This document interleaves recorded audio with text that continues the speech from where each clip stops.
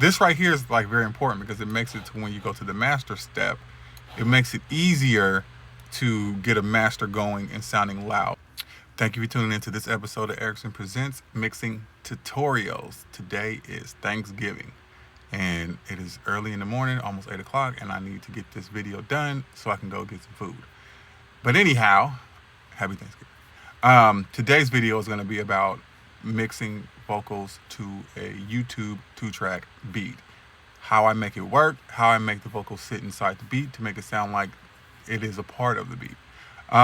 This is the song that we're working on today. Now I got a question. Why this bitch keep calling so early in the morning? What the fuck she talking? Are you getting close? Are you hanging out? What's this all about? Tell me what's this all about? Hope you ain't cheating on me. All right, so that's the gist of it. This is an artist. Her name is Karma, and this is a dope record.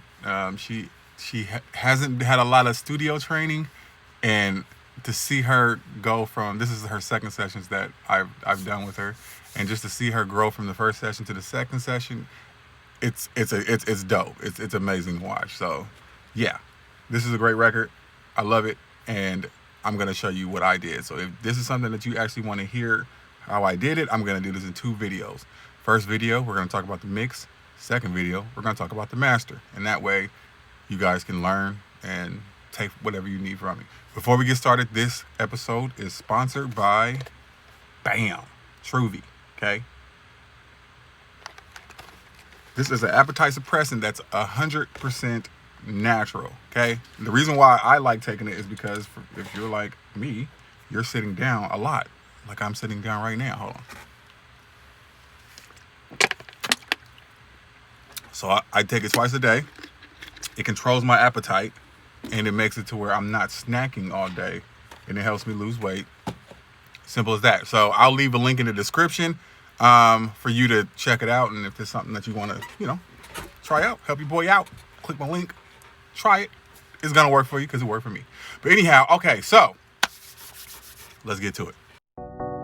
Ockrams on the beat. Why this bitch keep calling so early in the morning? What the fuck she talking? Oh, before I get started, I want to shout out to Devon Terrell, dope engineer, dope artist. I don't know what's better. Is he a better artist or he's a better engineer? I don't know. He's dope at both of them. But he also has a channel called Help Me Devon, where he created some presets for the studio racks in Waves, in the Waves bundle. When I saw it, I figured, you know what? I can see some usage from using that.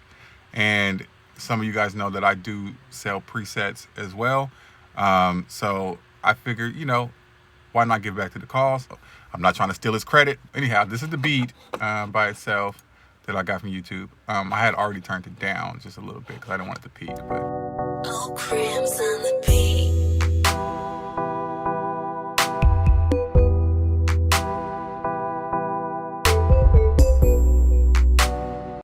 now with this one, it's a lot easier to put the vocal in because there's not a whole lot of stuff going on, and it's kind of spacey already. So to sit the vocal right inside that, it really wasn't that hard. But before we start mixing, we have to do a few things of maintenance. So I'm using Studio One, and I like to use the console shaper. So we got to turn that on. Ockrams on the beat.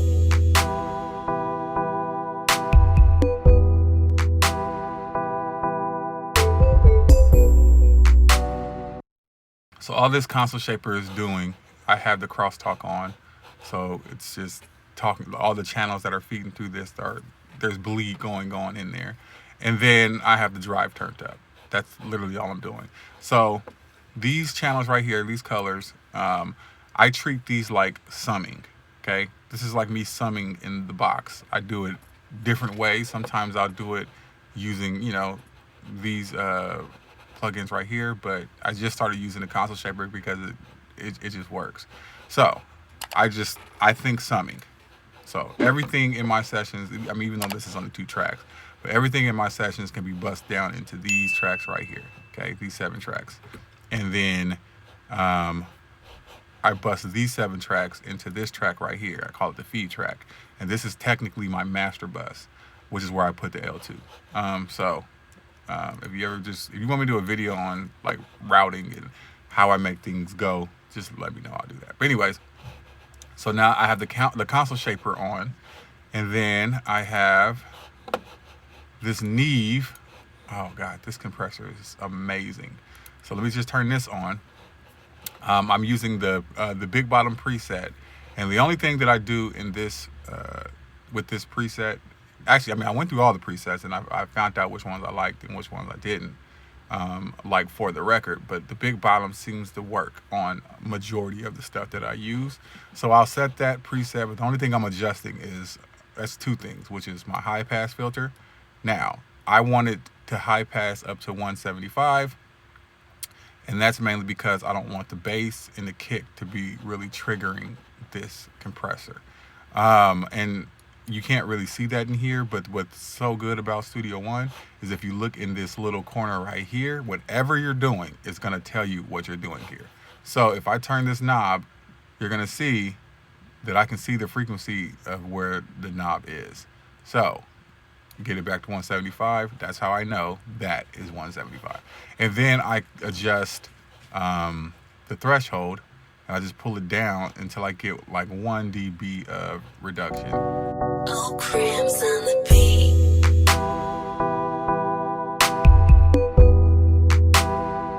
This is my Studer. This is my all my lead vocals go to this bus right here. Then I put the Studer on it. Have it simple on the vocal setting, and then I just turn the noise off. Like, that's pretty self-explanatory. Oh, here we go. So I have my track spacer. I put my track spacer on the instruments. So basically, whatever these vocals right here play, they space out the track over here. Now, whatever comes out of this track is gonna duck the frequencies out of this track. And I'll show you all how that works. But it makes it so much easier to create space when I'm constantly moving around things to create space. Ockrams on the beat. Bring the vocal in. Why this bitch keep calling so early in the morning? What the fuck she talking? Now, mind you, when I'm mixing that, it wouldn't be that low, but it just ended up that low with all the processing on. So let's go ahead and mute that, and let's just go through the vocal chain, because I know that is something that a lot of people are going to want to know about. Oh, before we do that, address this beat. So thank you, Mr. Devon Terrell. This is his preset for his 2-track beats. I didn't need to use the gain staging knob because I had already pulled it down, so we weren't peaking anyway. The kick, I really think that they did a good job with the kick. The quality, I love the quality. The quality knob does make it sound like quality. You don't go too high on it though.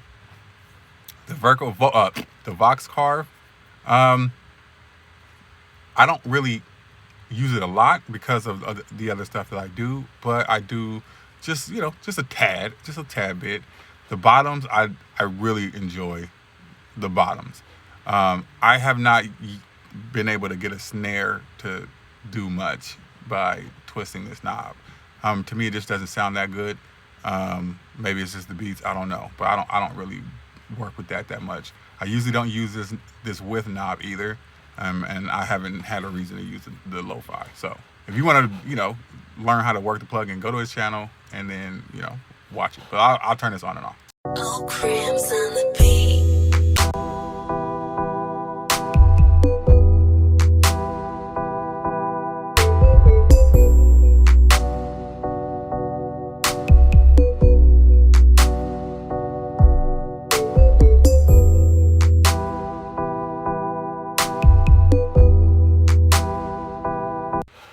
When I track this, I use some plugins that had some noise in them, so I had to take the noise back out. The best way to use this X noise is to simply find a part of the track that nothing is playing but the noise and loop it. Once it loops, you're going to hit this learn button. This plugin is then going to learn what the frequency curve is of that noise, and then you can use threshold and reduction to take care of it. Now, for me, the reduction, when you raise the reduction, it starts changing the quality of the vocal.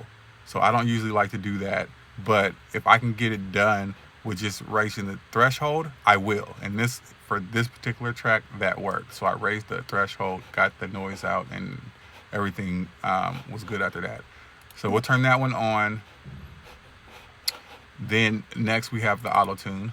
Now, what I do want you to know about my tutorials is I don't really want you to watch them and start taking my settings, because that doesn't necessarily mean they're going to work for you. I just want you to understand the concept and the reason why I'm doing it, because if you can understand why I'm doing something, then you will be able to do your own settings anytime, any place. So anyhow, all I adjusted on here was the key, the humanize, and the retune speed, and I came with a sound that I was okay with. And I played with the retune high, I played with it lower, and I play with the humanize. I just play with everything. There's no rhyme or reason to it. I just do it, and I just start turning on this. Eventually, I'm okay with it. So. Why this bitch keep calling so early in the morning? And it's crazy because, you know, auto-tune, it's like it's almost hard to listen to a singer sing without it on an actual record, because auto-tune has been on everything you listen to, and it puts it in a pocket that is hard to, when it's not in that pocket, you can tell, but you can't figure out what's wrong with the vocal. Like that, it's probably because it just needs auto-tune, and that doesn't necessarily mean the singer's bad. It just means that you might need to just throw some auto-tune on there to get to just set it in that pocket, to put it on that line, to make it just sound like, okay, we hear. It's like that, like something's missing. I don't know what it is. The notes are right, but I don't know. It's auto-tune. That's what's missing. That's what you're accustomed to hearing. So anyways, then I just cut out some lows. This is all. Why this bitch keep calling so early in the morning? And with this vocal, I didn't have to do a whole lot of correction, as far as like going in, moving, taking stuff out. Next, we have the De-Esser. De-Esser. There we go. Now, and all I did with this is I simply hit the split button from off to on. That's all I did. And then I turned the threshold down until I started seeing reduction. And then I'm listening to make sure that it's not killing the vocal. And if it sounds okay, I stop. That's it. There's no, that's it. Why this bitch keep calling so early in the morning? What the fuck she talking? Bam. Okay. So now what I did put on here is this. Now, the reason why this is on here, this never changes. One day I was trying to set my headphone to make it sound good when I was going to do my YouTube videos, and I needed to do some EQing. So I did this on the bus of my console, and I put this on there to get the sound to sound the way I wanted it to. So I literally copied that over to this because I wanted to keep the same EQ curve. Are you getting close? Are you hanging out? What's this all about? Tell me, what's this all about? Hope you... If you want to copy those settings, those are settings you can copy, because these settings go literally on everything that I record. Okay, so now when I was, I think I did compression and all that stuff, but then I came back and realized I needed a little more high end. So then this came after my compression. Why this bitch keep calling so early in the morning? What the fuck she talking? Are you getting close? And that just gives that top ends. And all I did with this is I'll go to 2.5 and I'll usually just turn this knob. And most of the time I'll just turn all the knobs and see what happens. And if I like what I'm hearing, then I'll just back the knob down. All right, so now let's go to the compression. With this vocal, I try to like keep it very simple, because I wanted to maintain, as much of the vocal, natural sound of the vocal as possible. So with this, I just did the classic 1176 into a 2A, but I guess I used a 3A on this one. But, same concept if you were using the 2A. So I do know Waves have their versions, and there's a lot of plugins that have their versions of this. So you can just use the same concept, okay? You don't have to use these exact ones, but just take the concept. With this, the 1176, what I'm trying to do is I'm trying to get rid of those peaks. I want this to catch the peaks as quick as possible, and then I want this one to squash it all together. So we want to catch the peaks, and we want to squash it together. This is just a good combination to use. So with this one, you'll notice when you hear the vocal, you'll see this needle jump when she gets loud. But for the most part, it's not going to do much. Why this bitch keep calling so early in the morning? What the fuck she talking? And that's where I'm getting some of my volume back. So it's a fast attack and a slow release. That's all it is. And then we have the 3A, LA 3A. This is squashing it all back together. Why this bitch keep calling so early in the morning? What the fuck she talking? Are you getting close? Are you hanging out? What's this all about? Tell me what's this all about? Hope you ain't cheating on me. Bam. Okay. So then this is when things start getting good. So then I go, okay, let me bring that back into the beat so you hear the context. Why this bitch keep calling so early in the morning? What the fuck she talking? Now that vocal is already sounding like it's all the way in the beat, but you got to remember, I'm creating space already. So if I go here, why this bitch keep calling so early in the morning? What the fuck she talking? Are you getting close? Are you hanging out? What's this all about? Tell me what's this all about? Hope you ain't cheating on me. so yeah, I'm creating space from the minute that I put that vocal in there. Now, this just has the same fast attack and fast release. So that's all that's doing. So from the jump, I have a control over everything that I'm doing. So from here, we're going to go to Mr. Devon Terrell's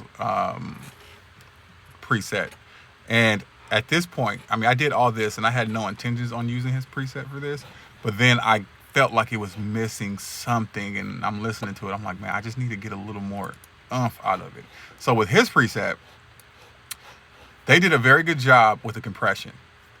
Hands down, you can get a very tight vocal with the way they did it. And I went back and I reconstructed what they did. I can see why, but I'm not going to do all that because that defeats the whole purpose of using this plugin.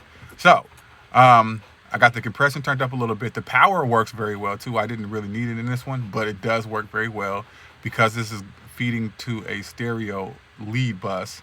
I was able to, make the width a little more, put a little De-Esser on. The clarity, I wish that he would have not done the clarity the way he did it in this one.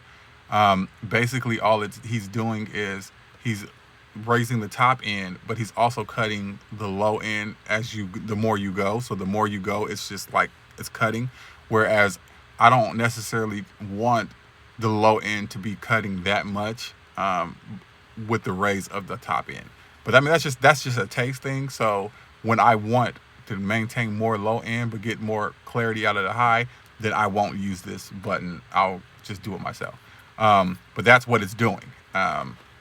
So anyhow, I raised it just a tad bit, and I noticed like when I'm only just doing it a little bit, it works. So that's why me doing the processing stuff before that makes it to where I don't have to use this clarity knob that much. So anyways, then I added some reverb because it was on the stereo bus. So this is what we have. Why this bitch keep calling so early in the morning?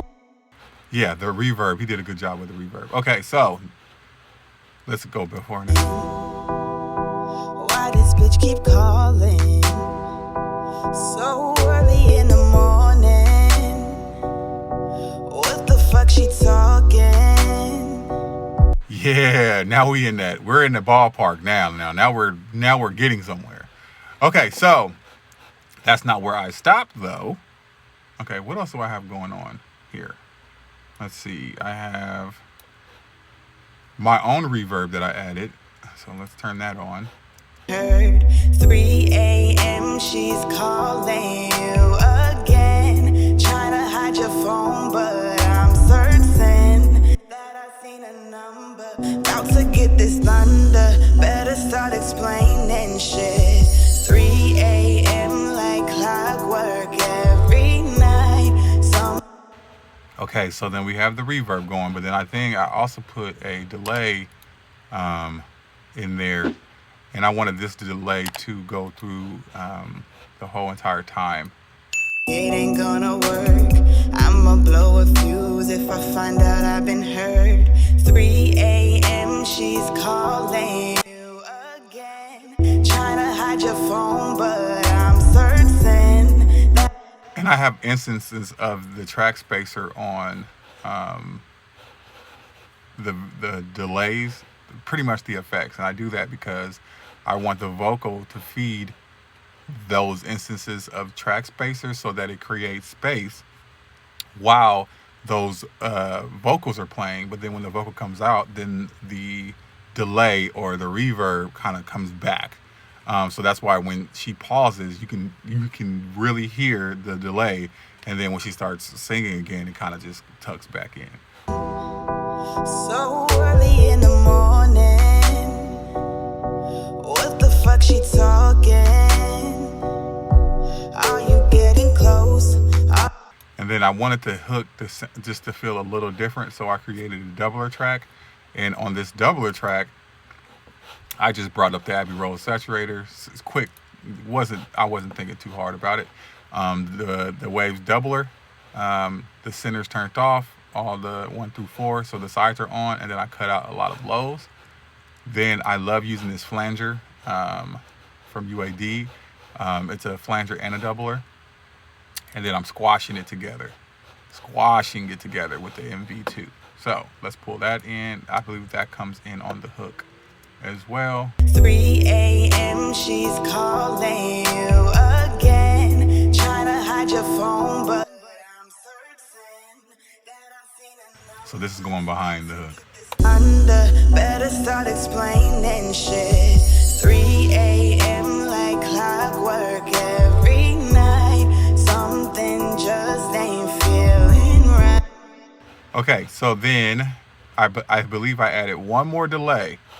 And for this delay, this is just a feel-good delay. So it comes in 3 times. Simple. I just have it ping pong. I like using the ping pong. Explain yourself.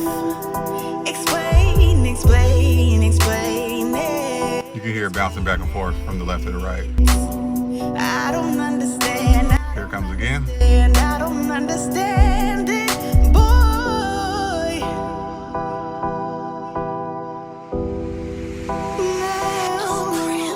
No, boy. Explain. So yeah, I was just trying to find a way to make that part stand out just a little bit more, and that's what I came up with. After all that's said and done, I'll go and I'll listen and I'll say, okay, now we got to balance the track a little better. So I like to take this process, and I do this on the master bus. So then that's when this manly comes into play, the massive passive. I will put this on just to rebalance the track, just to get it a little more solid. So let's hear what it does before. Explain yourself. Explain it. Explain it. I don't understand it, boy. So it gives it a little bit of sheen. Yeah, the way this works is you can make it a bell or you can make it a shelf. You can boost or you can cut. I believe in this one I'm also cutting out at 22 hertz. So anything below 22, I have a high pass on, so nothing below that is going through, which clears up the record. I'm boosting. I have a bell around 3.3K, and I have a shelf from 1 point, I think that's 1.8, going over the top of the record, because I just felt like it just needed a lift, and the whole top end just needed a lift. Mids, all that needed a lift, just to kind of balance out, because this producer had that the 808 or the bass just a little too high, so I just wanted to rebalance it. So this is the end product. So this right here is like very important, because it makes it to when you go to the master step, it makes it easier to get a master going and sounding loud, because it's balanced. So Question, why this bitch keep calling so early in the morning? What the? yeah. All right. So that, I don't even know how long that video was, but hopefully that was a lot of information for you to actually learn. And we will get to the next one. Actually, I'm gonna just record it right now. I'm not even gonna make y'all wait. So go ahead and hit the subscribe button, bell notification button, and I'm gonna start recording this next one. And when I put them up, I'm gonna put them up at the same time. So I will holler at y'all soon.